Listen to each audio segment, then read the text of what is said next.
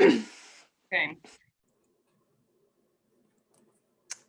All right, good afternoon, everyone. I want to welcome you to our winter speaker series. We're all thrilled to have you join us today. For those of you who do not know me, my name is Rebecca Hauser. I'm the Education and Outreach Specialist for the New York State Department of Environmental Conservation Hudson River Estuary Program. The speaker series today is one of 6 of them that we're offering this winter, focusing on women in science. Our next webinar will be held on January 6th in the new year, featuring a scientist who's doing research on microplastics. The information for the series is available, and I will be emailing you all a flyer this week with links to register. So keep an eye out for that. Today's webinar is being recorded, and I will also send that link out after today's talk. Today, we're excited to welcome Amy and Amali, 2 people who work on the Sloop Clearwater. And if you have any questions for the speakers, you'll notice at the bottom of your screen, you have a Q&A. You can put your questions in that, and we'll do our best to answer all of the questions after their presentations. But before we get started, we do have a few announcements. So I'm going to let Mr. Bowser take it away. Thanks, Rebecca, and thanks for putting together this awesome series. This is going to be really exciting and cool. For everybody out there who is a teacher or an educator in a classroom or an agency or a waterfront or just dealing with environmental education in 2020, just wanted to mention that there are some great resources that are out there. Please check out on the DEC's website. We've got something called the Virtual River, which is a wonderful series of videos that are also then linked to many, many other lesson plans and activities from dozens of partners throughout the region. So it's really a group effort. And that Virtual River series is a wonderful way to involve students in river science and river issues, even if they can't get to the river directly. And also a huge thanks to everybody out there who participated in this year's Day in the Life of the Hudson and Harbor 2020. We have 3 wonderful videos that are out there that take different geographies of the river, from the harbor to the lower estuary to the upper estuary. And you'll see something like 40 or 50 different partner organizations have all contributed to this. So not only can students sort of see the river from the scientist perspective, but you get to hear so many different styles and voices in education. They're really cool and fun videos. And it's perfect. They're actually sort of a perfect segue in. And by the way, one of us, Rebecca or Maya, will put the links in the chat box in a minute. One of the cool things about the day, I mentioned the Day in Life of the Hudson Harbor has this geographic range, which is a very similar geographic range to one of my all-time favorite organizations, the Hudson River Sloop Clearwater. I'm so just like professionally and personally happy that Amy and Amali are with us today, because not only is that a great organization, but I just want to send a personal thanks to the 2 of you, because even during this crazy pandemic, I got to spend at least a little bit of appropriately safe time aboard the Clearwater, thanks to you 2, and the great work that you're doing, not just representing Clearwater, the organization that we've known for decades, but coming up with a newer Clearwater of the future. And that's what really excites me, is that combo there. So thank you guys very much. And Rebecca, thank you for the chance to speak. I appreciate it. All right, you're welcome. Thanks, Bowser. Okay, so our first speaker up today is Captain Amy Nelson. In addition to being the captain on the sloop Clearwater, Amy has captained marine science expeditions on the Salish Sea and research vessels off the coast of Maine. She has a degree in marine biology and has spent the early years of her career sailing internationally in the Western Pacific and the Caribbean Sea. Currently, Amy is advancing her merchant mariner credentials in the deck and engine room departments, and plans to use these advanced certifications to further her career as a captain. We're really so very happy that you can join us today, and please welcome me please join me in welcoming Captain Amy. And I'll put that over to you, Amy. Thanks, Rebecca, for the awesome introduction, and thanks, Bowser. Of course, it's always a fun time to have you on board for the appropriately safe times. And a huge thank you for just allowing me to be part of this. This is an awesome opportunity, and I'm excited to be here. So I was kind of initially thinking about, how I became a captain and the unique pathways that I took to get there.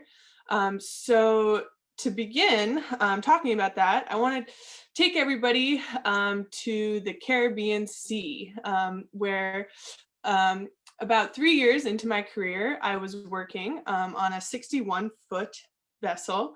And it was a beautiful afternoon. We were out sailing, and I was with the owner's family.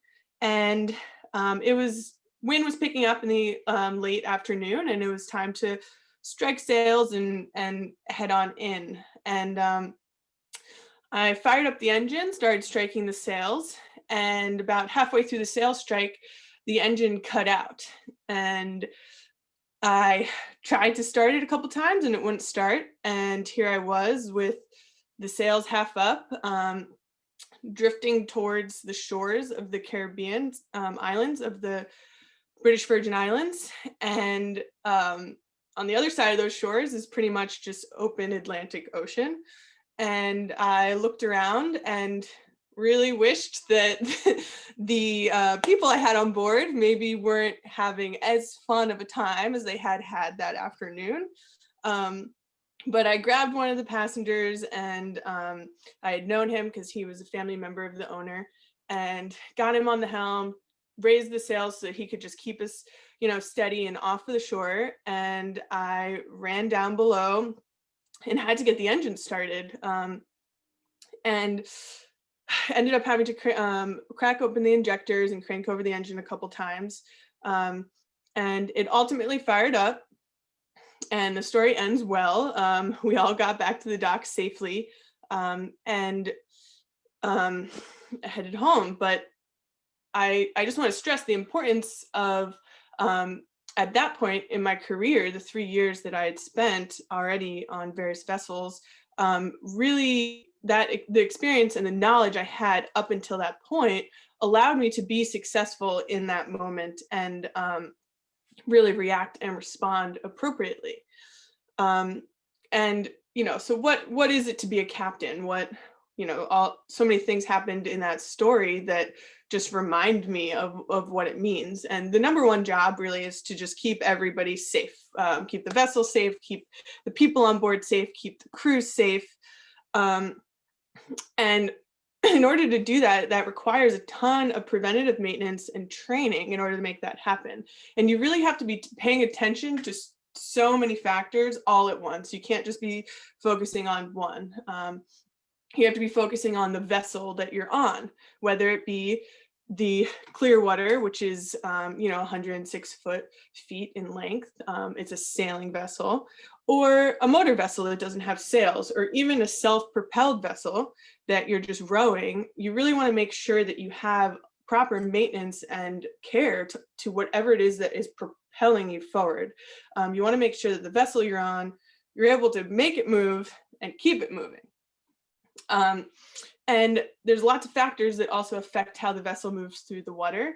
The currents are obviously very big in the Hudson River, the conveyor belt. And the wind and the waves, it's all affecting. And there's tons of technology out there to allow people operating vessels to be able to predict or monitor the weather.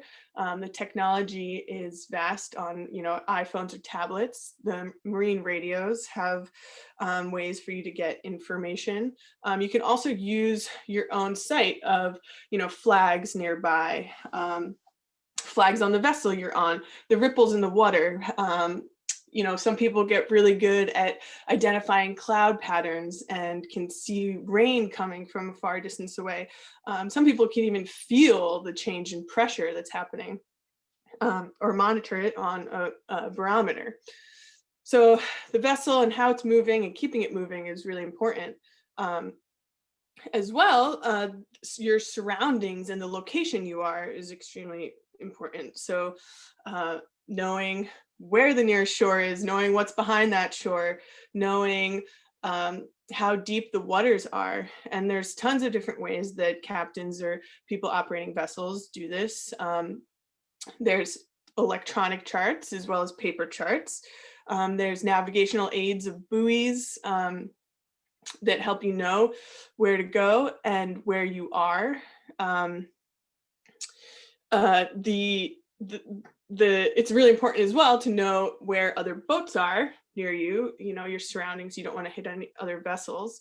And I think it's really cool that, at night and even during the day, vessels use lights and shapes in order to not just show you that they're a boat out there on the water, but even sometimes how big they are and what they're doing. So a large tug pushing a barge up the Hudson River looks a lot different than a fishing vessel during the day and even at night during lights, utilizing their lights. And finally, it's really important to know what type of activities and people you have on board and what operations are happening. So having 40 fourth graders is a lot different than having just a couple passengers on a smaller vessel that is just a charter sail.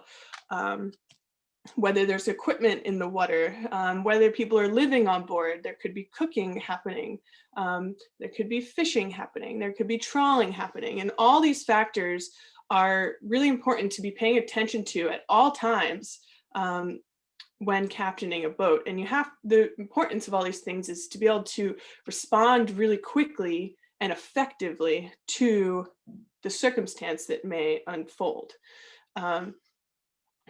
So I'm about 8 years into my career now, and I started working on the Clearwater in 2016.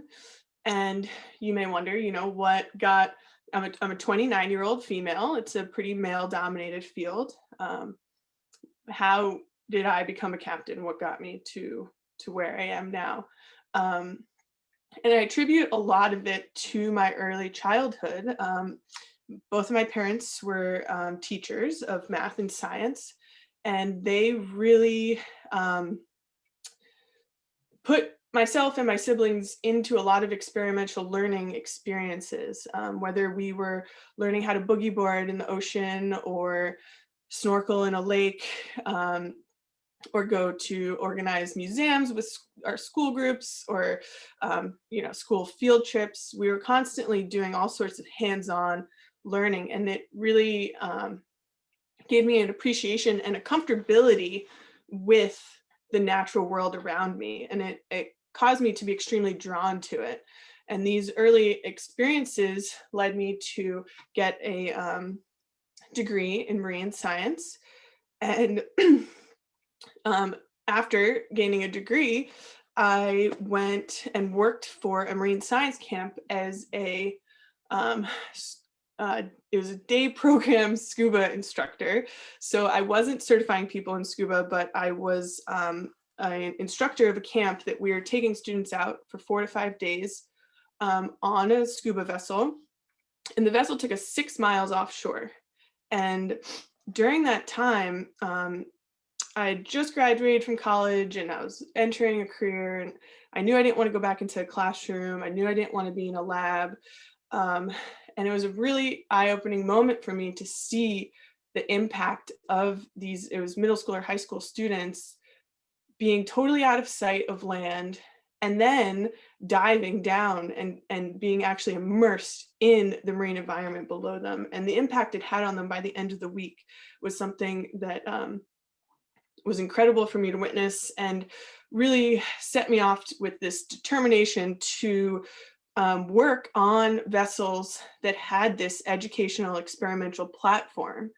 And it was something I was really passionate about. And I had a good mentor at the time who was actually a Frisbee coach of mine, he was a charter fishing boat captain, and he taught me about the US Coast Guard requirements and how to actually become a captain, which if people have any questions about or need links to, I'd be happy to share links or even my email to share the information, because it was really valuable knowledge I got at a pivotal point in my career to start actually documenting and logging all the sea time that I was getting on these vessels.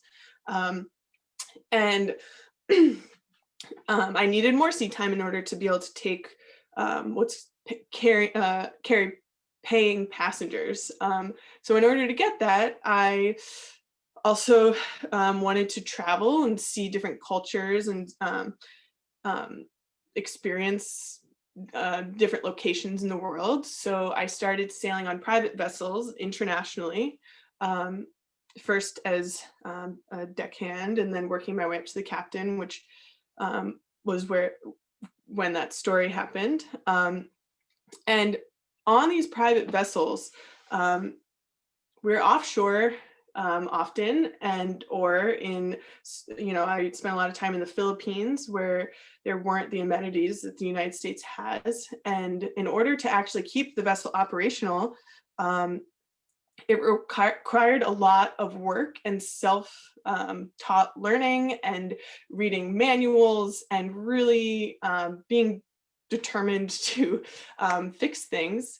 And a live aboard vessel, it's pretty much a floating city. It has its own water, it has its own power, it has its own means, you can even move it from place to place. It has places for you to sleep, it has places for you to eat and cook. So all those systems had to be constantly maintained. And often when, we're offshore, it was for survival reasons. We were the only ones out there. There weren't, firefighters to call should there be a problem. There wasn't an electrician that we can, have come fix a problem. So I found myself really learning the vessels that I was working on, kind of in the same way that I had been taught in college to learn about the human anatomy or how to dissect creatures. And I just found myself utilizing those skills that I developed towards now engineering systems of diesel, gasoline, engines and generators. And so then I was able to acquire various different Coast Guard approved licenses because of all the sea time that I had acquired and all the experience I had acquired. And then in 2016, I came back, or 2015-16, I came back to the United States, and I'm a local to the Hudson Valley. So I was lucky to find and already knew about the Clearwater, which was just full circle for me, right back to, right out of college, wanting to and being so passionate about this unique platform for education, and how being the captain of of a boat like that really was facilitating science in such a unique way that would utilize my skills and all my experience I learned throughout these years. And I first came on as the engineer, and found it really valuable to have the time to be able to really know all the systems of the boat before having the responsibility of driving it and keeping everybody on board safe. And I went, and it was a seasonal work, so I went to other boats that have similar educational structures, and went to the Gulf of Maine for a while and worked on a research vessel, and then came back, and this past year was the captain of the Clearwater. And I mean, in the 1970s, when Clearwater started running the environmental programs that it does, it really was the environmental flagship. I think that's an understatement. Now the ripple effect of the Clearwater's programming is it's international, it's widespread.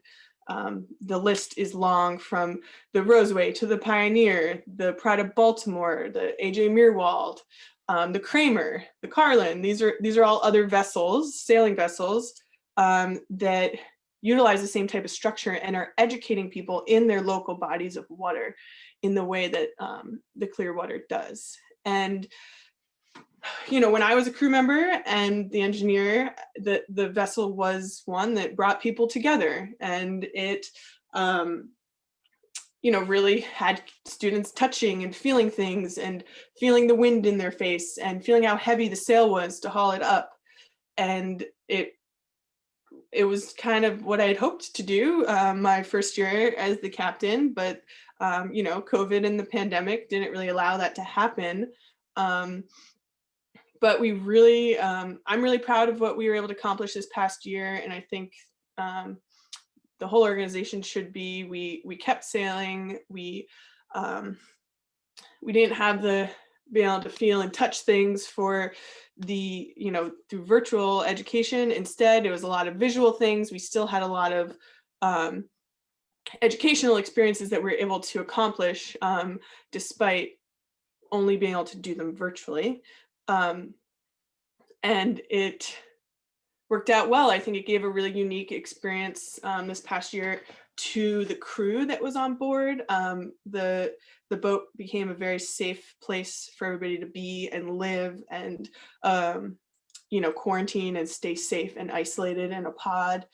And I think we also gave a very unique perspective to our community of the crew's life that isn't always shared as well. And we sailed all up and down the Hudson twice to be present for the community. And I think, like I said, I think it was a pretty good year. The crew worked really hard. And now, if Amali wants to talk more specifically about the Clearwater programming and education that we do, and a lot of challenges that exist still, despite having a good structure, and for the challenges for teachers that are outside of classrooms. Thanks, Amy. Wow, what a cool experience that you've had. So we have a question in our chat box, so maybe I'll ask you that now. Shannon wants to know if you have any recommendations for a place to get scuba certified. Well, I don't know where your location is. Shannon's here in New Paltz right now. In New Paltz. Oh, I would have to look it up. I don't know a place local in this area. I did a lot of stuff up in northern New Jersey, but I would highly recommend Sunchaser Scuba, which is down in the British Virgin Islands. It's on Virgin Gorda.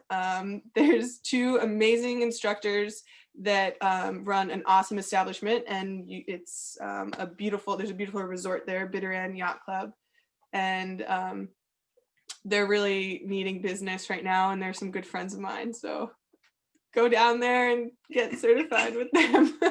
That's awesome. We have another question from someone asking, how much discrimination do you face being a female captain? Yeah, that's a good question. I think it's constant. It's sometimes not even, it has become so normal to me. Sometimes I don't always notice it. I've always, no matter what sea service time I have, so if there's 360 days required and I can get a license that proves that certifies that time, I'm always staying ahead of and making sure I have all the certifications I can get, so that when I'm compared to other male captains, I have that on my resume and in my experience. But it's definitely there when I see other captains that they don't get drilled with the same questions I do. Whenever I'm the list is long of the things that when you're back at the helm you're constantly thinking of, but as a female, passengers tend to come back and challenge me often, and it's a phenomenon that I don't think people realize that I don't think male captains realize. I'm constantly being challenged of, what is, is there weather helm right now? Or what's this called? What's that called? What do you think this is doing? What's that? What's this boat? What's that? They're challenging my knowledge to their knowledge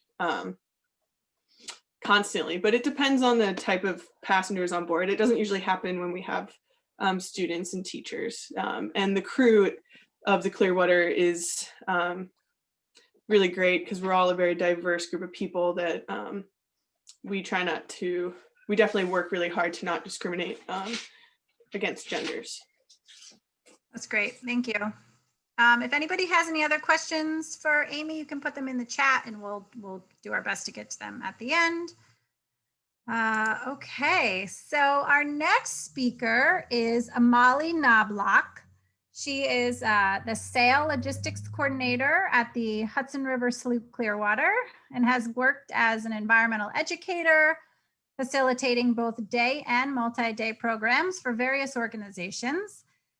She prioritizes engaging the community on the intersection of representation, equity, and inclusion in all her endeavors. She serves on the board of National Women's Sailing Association and the Diversity, Equity, and Inclusion Committee for Tall Ships America. I first met Amali when I got to sail on the Clearwater for a day in the life last year. It was really a pleasure watching her teach the fourth graders that were on board.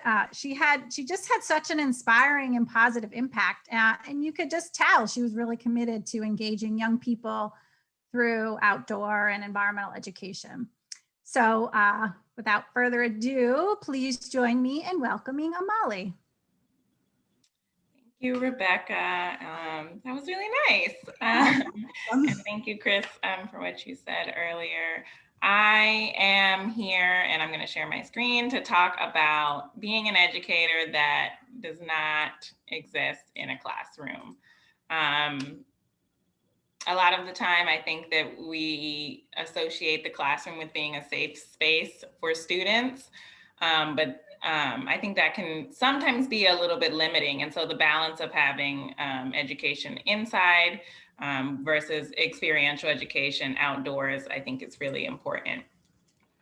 So Clearwater does a really great thing. Our main program is called the Sailing Classroom. We have 50 passengers come aboard, learning about the Hudson River, learning about the estuary, and we pair that with a little bit of sail education, really engaging their minds and bodies to create this experience that they'll really be able to remember, associate some of those details with, and hopefully, come back and have this be something that they are interested in furthering for people behind them. Base value, this is something that is really fun. We go out there, great weather. As you can see, it's sunny. I like to get a nice tan in the summer, so it's great. You have the fresh air. The Hudson Valley is beautiful. When you're sailing through the Highlands, or when you're sailing up near Poughkeepsie, that's my favorite part of the river, or even further North River, right before Albany, is just so beautiful that it just feels like it is a gift to be an educator and to engage with young people from all over the valley. However, there are some issues that you face as an outdoor educator that you would not face inside. When we are in our program, we like to take them around in stations, the students, giving them the opportunity to come down below. So separating them from large group activities into smaller groups, just like you would in a classroom. I remember being sent to work with the 4 people in my square many times, but getting to hear their ideas and share what they're thinking and how is this experience impacting them is really important. Figuring out how do they relate to the content that we're sharing with them. A really important part of each one of our sails is a moment of silence that is broken by song, often by our crew here with our captain and some of our crew members. to give them a chance to center themselves and pay attention to the natural aspects of the river and of the valley. We ask them to find something that they hadn't noticed before, because we have them in this crazy situation where they're out on a boat, they're sailing a lot of the time for the first time, they're seeing their community from the river, not from land. And we give them that opportunity to find something that they wouldn't have noticed in this otherwise very overstimulating experience. We do go fishing every time we take the boat out, provided that the students are on time. And a lot of the times we can catch things that they had no idea lived in the river. One of my favorite things, in Hudson River education, period, not just aboard the Clearwater, is that people have this very long-standing misconception that the river is like a radioactive waste river. And so they never think that there's anything living in there. So having the opportunity to bring up fish onto the boat before their very eyes always is a really impactful moment for them, and giving them the opportunity to engage closely with those creatures is really important for them, giving them the opportunity to find out and figure out amongst themselves what lives in what I would consider to be their community. So we can have a lot of challenges, like I was saying earlier, and I worked at a couple of different places. So some of the challenges, if you're not on a sloop, can be when your boss tells you that you can only meet your students at the red arrow, but your program is happening at the blue arrow. Or you can only meet your students at the pink arrow, but your programs are happening at the orange arrow. Or because it's winter and they're going to have a fundraising gala, some of the area is going to be closed. And so you can only meet your students at the yellow arrow. And even though that area is the desert ecosystem, they've come up for the rainforest ecosystem, and figuring out how to navigate around all of those institutional structures within the time period that you have, which can be 45 minutes, 60 minutes, 90 minutes, is always a really challenging feat, making sure you hit the high and impactful points. Other challenges could be when your boss is like, we're trying this new thing, we're gonna put a fish tank on a bike and we want you to ride it around the park. So figuring out ways to, talk about something that is going on that you may not necessarily get at the time, or you don't really know what is the best way to talk about things, but it's going to get people to come over, is always, can be a really fun experience. Yeah, that's me.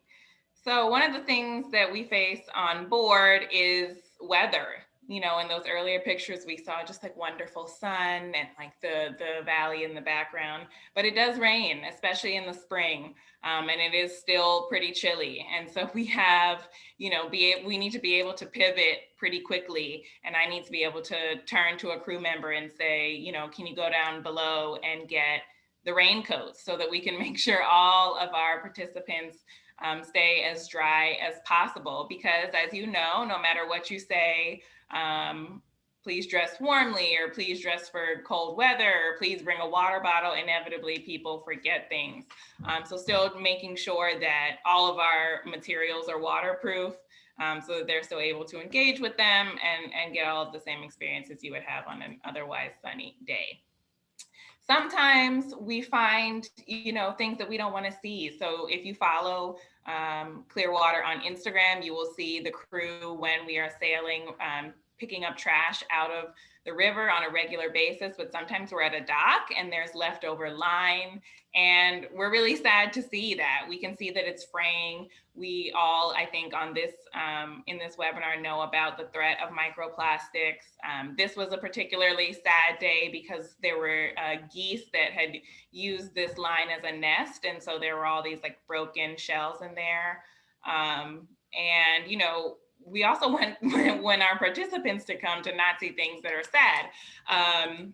So that is a sad thing. Sometimes we do this entire talk Here on the left is one of our educators doing a trawl talk, which takes quite some time, explaining to the students all of the different parts of this net that we use to catch fish, and their role in how to help us do that. And then, you know, sometimes we don't catch anything. And so that can really be a challenge depending on where we are on the river, or how much line we let out, or whether our buoy is inflated or like a little bit deflated, or you know, there are little intricacies that can affect what we're trying to accomplish. Other things that happen are when there are younger students, especially, they get really upset when the fish eat each other. So it was my job as the educator when the fish net came up, as the students were getting set up to sail, to kind of sort through them. And so these are the kinds of funny things that I would want to weed out, but took pictures of for myself to use later. This year, as Amy mentioned, we had to transition to virtual programming. So I'm sure all of the people who are educators on this call, if you have kids, if you've heard of kids, if you've read a news article, virtual learning sucks, and it's been really, really hard for people this year. And it is especially hard when you're on a moving wooden boat in the middle of a river. There's not the best service. If you go down below for some reason, not just the wood, but the tar and the other things that we use kind of block out the signal. It's really, really bright. There's wind. You can see the dead cats on the microphones here. So we faced a lot of challenges this year, but really were able to get some really impactful programs off. And as Bowser mentioned earlier, he was on board for one of those. So what we typically are focusing on is youth empowerment, and that is through our education programs, which are, you know, go as low as the 4th grade and all the way up through the collegiate level.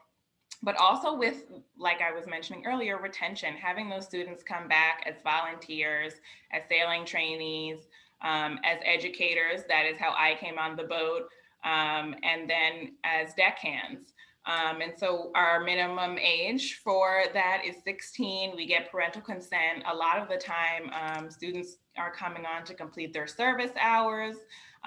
Or last year we had friends come on at the same time, or like 2 cousins who really want to have a positive experience, who are peripherally in our Clearwater family, but want the opportunity to learn more.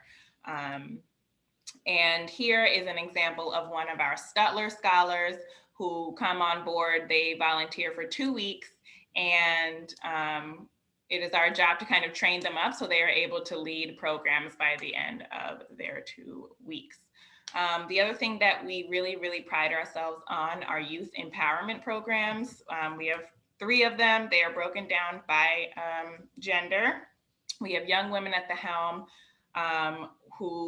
which was our first youth empowerment program. It is really, really so amazing. One of the reasons I love my job is because I can get on the boat in the morning and see, you know, groups of 30 and 40 students' lives change twice a day. And the change in them is very obvious after those 3 hours. But when you get to spend 3 days with a group of, you know, 15 to 20 young women, it is even more rewarding to see all of the ways in which they have kind of revealed themselves, and they have become comfortable and feel, you know, that they are able to accomplish something that they hadn't thought they would before.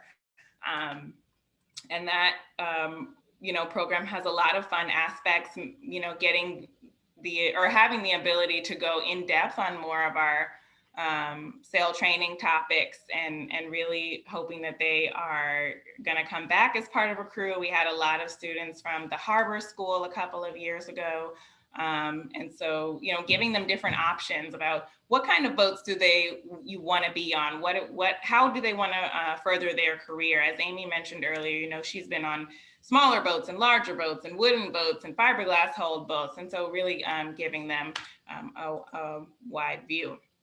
We have LGBTQ plus allies at the helm, really providing a safe space for people to come and experience our program. Again, the goal of these programs is for people to connect with each other and to be comfortable and be able to confide in their peers and in us, you know, what their strengths and weaknesses are and how we can help further those through our programs.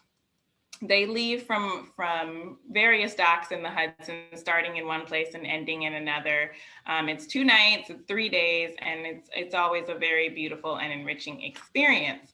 LGBTQ plus allies and young men at the program have been only happening for about the last 10 years, but also extremely impactful, really giving young men, especially the opportunity to see, you know, women, especially on the Clearwater, which has always prided itself on having female and female identifying people in positions of leadership. And again, one of the wonderful things about working on a boat is being able to take kids out of their atmosphere. I speak a lot on the topic of trust and what we need to do to get kids to trust us. And one of the things I love is, because they actually need to trust us, you know, if it's their first time on a boat, their first question is, what's going to happen if I fall off? You know, are you going to be able to come get me? And, you know, they are worried about that. And so, you know, having them know that they need to depend on you also, I think, increases their investment in the program. Again, getting them to engage with their mind and their body is really important. That's not always one of the things that we get in a classroom. And, you know, as times have changed, you know, we're not asking kids to like climb the rope in gym anymore. And being able to tie physical activity to these concepts that we talk about and things that they're learning is really important.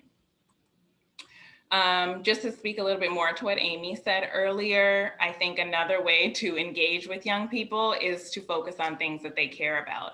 And luckily, you know, I feel like young people today are really, really invested in and care about making the world a better place for their immediate peers and for everyone else.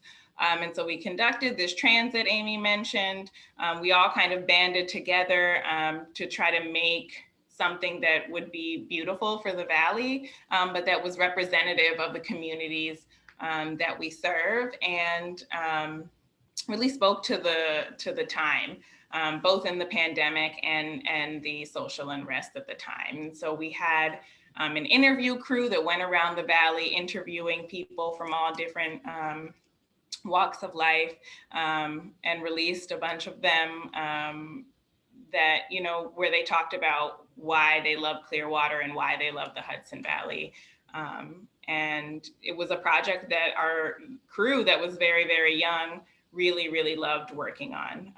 They edited video, they came up with concepts, they recorded, you know, sailing is hard, and then trying to produce a video on the Blue Line in Yonkers is also, you know, pretty difficult. And they really took on the challenge and made excellent work. So if you want to know how to get involved as an educator, I would say submit an inquiry form. There are many different ways we have to service students, whether they are in school, in hybrid learning, homeschooling, distance learning. And we are working on ways to help better align with what's going on in the classroom and the yearly curriculum. And if you're a young person that is interested in getting on board, definitely shoot an email to Crew Apps. You know, it is checked on a regular basis. And, you know, as we see the world change, hopefully back in the summer, we're able to see all of you out on the river. You know, to stay updated with what we're doing, please follow us at Sloop Clearwater on all platforms. And for any other questions, please email me. I love hearing from the community. My job, not just as an educator, but as a logistics coordinator, means that I get paid to talk to you and answer all of your questions about what's going on and what ideas you have and how we can all work better together. That's it. Thank you, Molly. Does anybody out there have any questions? see anything coming up. I actually have sort of two questions. So we have several early career educators on this call, and environmental education can be a very challenging career to get established in. One, do you have any advice for either young professionals trying to build their career or for the agencies that are developing programs and staff? Ooh, I have recommendations for the agencies. I have a lot of peers in environmental education. I would say that I am talking to one or more of them on a regular basis who kind of feel like we're having a midlife crisis about whether this was the right choice, because it's something that we love. We love being outside. We love working in the community. We love working with young people, but we don't get paid enough. A lot of the time the positions are seasonal, so we can't have health care. And, we need to figure out a way to change that. I mean, it's the same thing with boats. In order to retain a wide array of the different kinds of crew members that you have and the different kinds of people you want to be able to work at your organization, that means that they have to get paid something. So all of the people, I think, that are able to do this have some kind of privilege, and that includes myself, right? Because I can't support myself on, seasonal work. I can't guarantee that I'll have seasonal work. And as we've seen with the pandemic year, that means that seasonal workers are largely left in a lurch. And a lot of us went home to be with our parents just because there's nothing better to do. But, we would rather be employed. And I don't prefer to do virtual education, but, I love to communicate with young people. And so we figured out how to do it. And so I think it is an industry kind of wide issue that needs to be focused on. As getting started, I mean, I don't know. I mean, for me, I was an environmental studies major, and I loved research. I loved being alone at my computer or doing testing in a lab or something like that. And then one day I realized that I didn't know how to talk to kids at all, because I was in my angsty young person time, and my sister had a baby, and I was like, well, I should get ahead of this and learn how to talk to kids. So let me find a quick job, a summer job doing environmental education with little kids. And I've been trapped here ever since because I love it. So yeah, I guess it depends on what your motivation is. But all of the people that I have met who have become educators, have all different kinds of backgrounds. And that, it doesn't necessarily go to their ability to be a good educator or not. Thanks. There's a question about, well, you spoke a little bit about this just a minute ago about your educational background. Where did you go to school? What's your educational background? Would you say? I went to the University of Pittsburgh. I'm one of those people that loves to experience things. I am someone that responds to experiential education. You get a lot of knowledge in the classroom, but I was always a person, even as a young person, whose experiences outdoors really stuck out. So Amy, spoke about her parents always having them in hands-on activities, and I was always in a sleepaway camp that was about, a very specific topic, or a summer intensive, or, something like that. And so, the memories that speak out very specifically, a lot of the random knowledge that I have that I feel has, ended up becoming applicable is because of these experiences that I've had going away, speaking with people and working on different kinds of projects. When I spent the month of July in Southern California, or in Baja California Sur in Mexico, doing research with some of the water keepers there and doing some admin work on how to get their social media set up, and just the things that I learned about the ecosystem from the community wouldn't have necessarily jumped off of the page at me. Go to school, do what you're supposed to do. But have balance. You know, there's a lot that the world can teach you, and a lot that people in communities can teach you. And the Hudson Valley is one of those places where everyone is so different, and people have been here for such varying lengths of time that their engagement with the environment, you know, can teach you a lot about what people need and how far we've come. Awesome. So in our chat box, just so everybody knows, there's a link to the Clearwater for Educators page Chris put up there. There is a comment for you, Amy and Amali, from Demi Gary. Hopefully I got that name right. Thank you, Amy and Amali, for sharing your experiences and getting real about the issues facing women, mariners, and environmental educators. I'm also a captain and environmental educator, and I would love to chat more in the future. Send us an email. Send them an email. There's another question here from Anna Palmer. For either panelist, how many students have their first experience on the Hudson with the Clearwater? Ooh, so many. Amy, do you want to chime in? I would say for the youth empowerment programs that Amali touched on, it's easily 90% the first time these participants are stepping on a boat. And typically when we do, you know, with younger educational programming, we ask, you know, who's been on a boat before during whether like a safety talk or when the educator gets all the students together. And the hands are not overwhelming. It's often, you know, some people have been on a small motorboat once, maybe a canoe or a kayak, but the size and the power of the Clearwater is, there's very few people that come on board with any sort of experience like that. And we know that because as they're all disembarking, you know, sometimes the educators will ask them like, what was your favorite part, or what's a question? And often just like being on a boat, like that simple platform that they were able to experience is so unique to them. It's, yeah, I don't think that we get very many salty sailors as our passengers.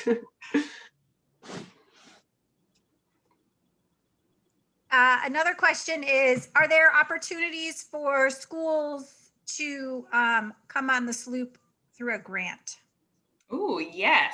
A lot of the time it depends on the region.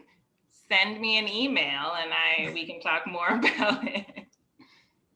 Okay, thank you. I think Hauser has a question and then we'll wrap up. If anybody has any more questions, we still have time, so you can just put them in that question and answer. I do have a question for anybody, really for anybody. But I know that like when I used to work on the Clearwater, I'd get asked a version of a question all the time, which is, how is the river doing, right? And I'm sure that you've heard that question several hundred times.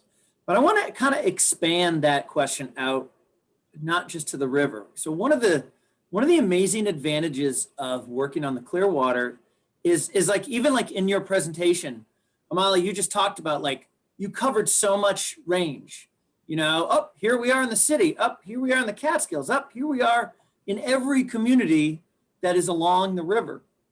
So when you look at the breadth of what we call the Hudson River, and I don't mean just the water, I mean the whole ecology, society, community piece of it. If there was something that you would like people, and again, you, I mean, Amali and Amy, that you would like people to work on, that you think is the sort of challenge of the next decade or decades for the Hudson River Valley, define that however you like. What do you think that issue is? What do you think is the thing that we want to rally people around for the immediate future? Well, I think it's on the banner right behind Amali, that climate justice and racial justice are entirely linked, and without racial justice, you cannot have climate justice. And that was a big theme for our season this year as well, especially because of the political climate that was going on. And don't let that fizzle out. Don't let just some people being really passionate about it in a short amount of time be all it is. Keep it rolling, keep it going. Don't let it fizzle out. It's already fizzling out too much, I think. We got to keep it in the forefront, and that's what I hope people. Yeah, I think for me that, and like Amy said, she's from here. I am not from here. And like I said, like I grew up, I was just like outside all of the time, you know, feet to dirt, hands in mud, that kind of kid. And when I moved to New York, I found that I would reference things that young people had no idea what I was talking about. And so the understanding that you were, as an educator, talking to someone who's, you know, has never put their naked foot to the ground, or, you know, associates, you know, nature with being just a tree on the street, is something that I've had to kind of reckon with, and really wanting to really look at how our cities are built, and what it means to live somewhere, and what you need to be healthy mentally, and what it means to be attached to the environment. You know, when a lot of the times we look at the river and people are seeing like pleasure cruises and like that kind of thing, but you know, I want people to grow up and think of their community and their like neighborhood as this ecosystem that includes these natural things, and you know, whatever other compromises or sacrifices we have to make to not have people living in what I think are these, you know, little boxes, and that, you know, to have nature as an everyday part of their life, I think, you know, goes to serve any initiative that we have. Investment in something that affects you every day is really easy. And rather than, you know, the same commercial being played on a loop that you hear 10 times a day, but it's like maybe you're watching a bird build a nest, and it's going back and forth every day or something like that. Or even just being out on the boat and seeing fish jump all of the time changes how I think about what's underneath the surface of the river. So that's me. Thank you. Thank you both. Thank you. Really great. All right, we have one more question and then I'm going to read a comment. That's really nice. So Marie would like to know, in light of the pandemic, she feels that we as environmental educators and mariners are the answer to keeping students safe while teaching. What are your thoughts on how we can all be agents of change so that all students can have access to more outdoor experiential education? And how do we make it normal in daily school lives? Yeah, so I definitely do not mean that being outside the classroom is not a safe space. I just think that we think of it as like, what's the next safest space for kids? And then I think we think it's school. But I agree. I think that we are definitely the next step. Again, you know, you can see how our programs affect people. I've been kind of asking this question about how there is a way, or whether there is a way to kind of relatively quickly incorporate and partner with, you know, school districts on getting outdoor education into the curriculum, and not just for little kids, because as we all know, you can get on a lot of field trips in elementary school, but once you're older, those are cut down significantly. And so keeping environmental education and outdoor education sustained throughout their entire experience is something that I'm really hoping changes and want to be working on in the immediate future.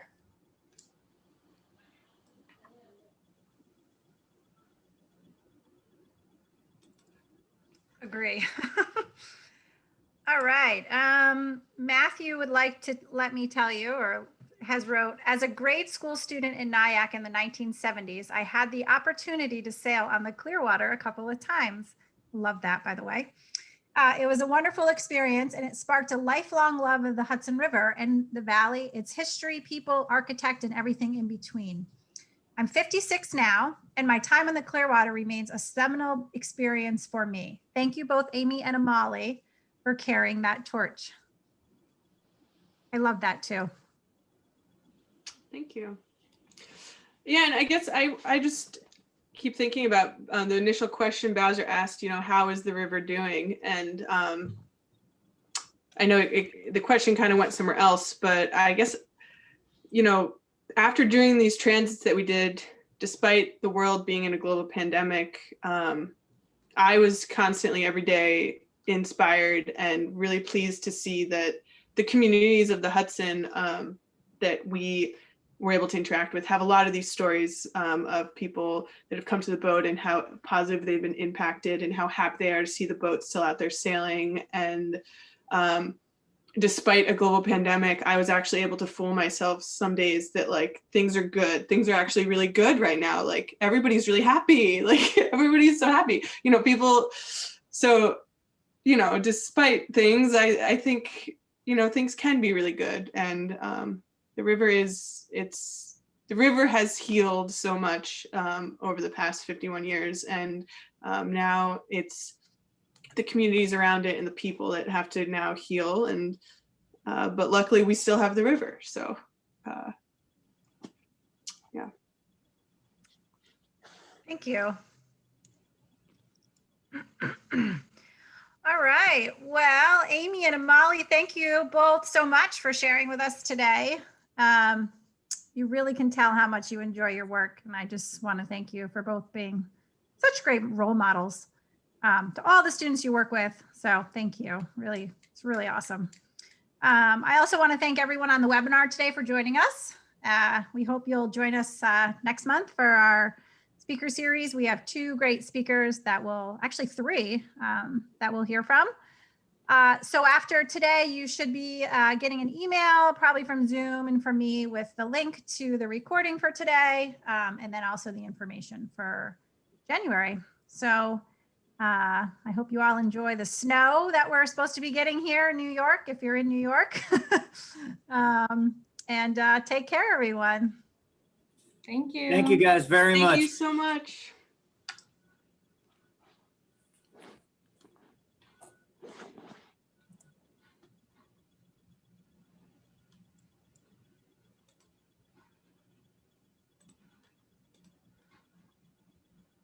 That was really awesome. Thank you guys so much. Yeah, thank you so much for having us. This was great. Yeah, that was fun. Yeah, thank you. We're a good team, me and you, Amy. Let's keep doing this. Yeah, you guys were great. This is number 2. We got 2 in the bag. Well, thank you so much for everything, Oh, Rebecca. welcome. You're welcome. Amali, I loved your photos. So thank you for sharing. Thanks. I'm On the glad. boat. Love it. I've had my son Silas when he was born. He was only 3 weeks. I brought him on the boat. Oh my goodness. Yes, but almost close to the youngest kid on the Clearwater. I have heard so many stories of people saying they brought their very, very young children on. I think that is like in second. I know someone had their infant on. I'm not sure how old they were, but I'm always like amazed. We were doing an ISOA conference. I was chairing and I happened to have a baby right before the conference. So we were doing a sail on the Clearwater. So I'm like, well, I guess I'll bring them. It's warm out. So we'll be fine. And it was so fun. So I try to get him on at least. I don't know. We didn't get to get on this year, but hopefully. Was he with you last year for Day in the Life? That was my younger son. Oh, yeah. okay. I was like, I thought, yeah, okay. Yeah. I try to switch them off every year for Day in the Life to take them out. This year they both got to come out because they weren't in school. So they got to experience the river. All right. Well, thank you. I hope you have a nice holiday, and I'm sure I'll talk to you all soon. Yeah. All right. Thanks. Bye. Bye.